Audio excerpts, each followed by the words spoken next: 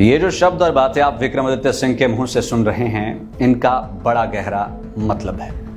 एक बार सबने सुना तो इसे इग्नोर कर दिया कि चलो एक राजनीतिक व्यक्ति अपने परिवार के और अपने योगदान को नहीं गिनवाएगा तो कौन गिनवाएगा।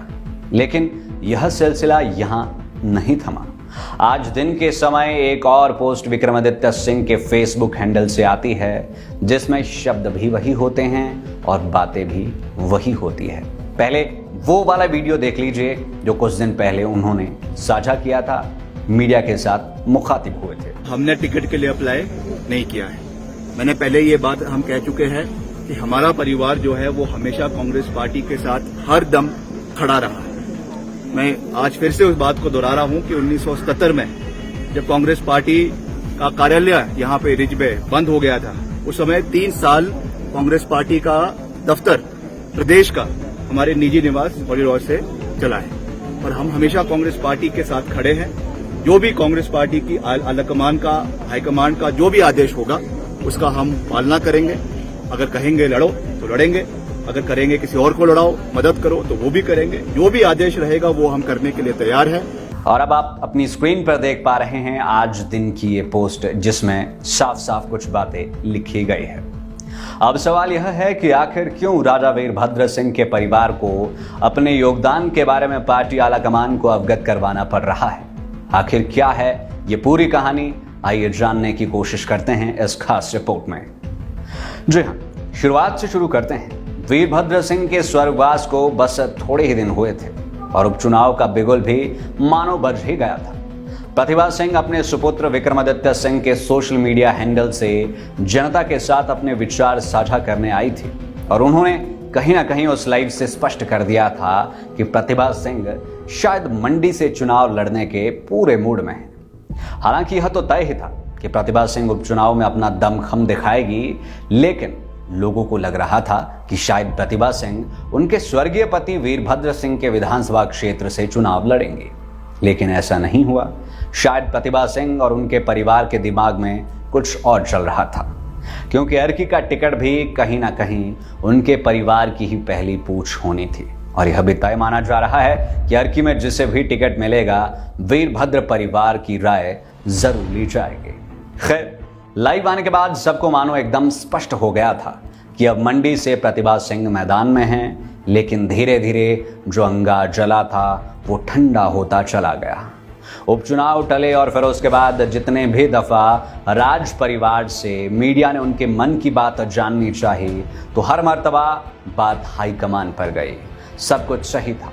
उसके बाद एकदम फिर से उपचुनाव का बिगुल बजा और पहले ही दिन जब विक्रमादित्य सिंह से ताजा स्थिति जानने की मीडिया ने कोशिश की तो उन्होंने फिर से सारा निर्णय आला कमान के सर पर मढ़ दिया और साफ साफ कह दिया कि हमने कभी आवेदन नहीं किया और साथ ही अपने परिवार के योगदान को भी गिनवा दिया। बात यहां थम गई थी, लेकिन आज फिर से उनका सोशल हैंडल पर एक अपडेट आया जिसने सियासी माहिरों के कान खड़े कर दिए, सोचने पर मजबूर कर दिया। उन्होंने कहा कि हमारे परिवार से किसी ने भी टिकट के लिए आवेदन नहीं किया है, ना ही ऐसी कोई महत्वाकांक्षा और लालसा है। साथ ही उन्होंने कहा कि वह हमेशा पार्टी की विचारधारा के साथ खड़े हैं। अब ऐसे में सवाल यह उठता है कि आखिर बार बार क्यों राजा परिवार को यह विश्वास दिलाने की जरूरत पड़ रही है, यह विश्वास दिलाने की कोशिश की जा रही है कि वह पार्टी के साथ खड़े हैं।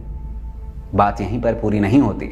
उसके बाद उन्होंने सन 1977 का जिक्र किया, जब कांग्रेस कार्यालय में ताला लग गया था और 4 साल के लिए पार्टी कार्यालय उनके निवास से चला था। इस बात को पूरा प्रदेश जानता है कि राजा वीरभद्र सिंह ने कांग्रेस के लिए क्या कुछ नहीं किया। अब आखिर क्यों बार बार अपने परिवार के योगदानों का जिक्र विक्रमादित्य सिंह को करना पड़ रहा है। अंत में वह लिखते हैं कि पार्टी आलाकमान जो भी निर्णय लेती है वह उनका सम्मान करेंगे, पर धरातल की वास्तविक परिस्थिति से भी उन्हें अवगत करवाते रहेंगे। सब चंगा है वाली बोली हमारी नहीं। अब इसके 2 मतलब है।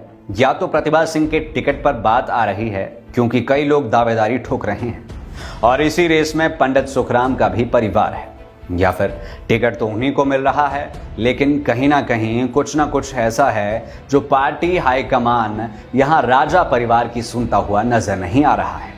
टिकट तो दे रहा है लेकिन कुछ तो ऐसा है जिसे नजरअंदाज किया जा रहा है।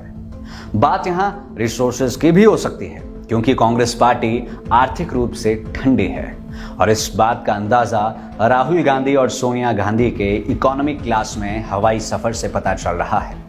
यह भी सबको मालूम है कि मंडी संसदीय क्षेत्र से, मंडी सीट से यदि चुनाव लड़ना है तो खूब धन बल भी चाहिए होगा और कार्यकर्ताओं तथा आला नेताओं की पूरी फौज भी, क्योंकि मंडी में भाजपा पूरा दमखम लगाएगी और कोई भी ऐसी चूक नहीं करेगी जिससे कांग्रेस को चुनावों में एज मिल सके।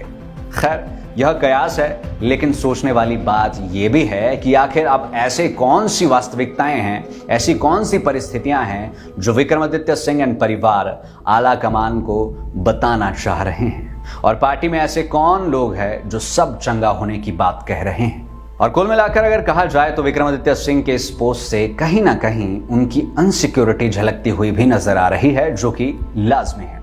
आपका क्या कहना है इस पूरे प्रकरण पर, जरा अपनी राय दें। देखते रहिए लाइव टाइम्स टीवी में। मनोज ठाकुर हमारे साथ senior video journalist Ajay Bhatia ji. दीजिए अपने सपनों को पहचान मिनेर्वा स्टडी सर्कल घुमारवी के साथ। जेई नीट ड्रॉपर बैच में अपनी सीट बुक करने के लिए अभी कॉल करें 9459175916।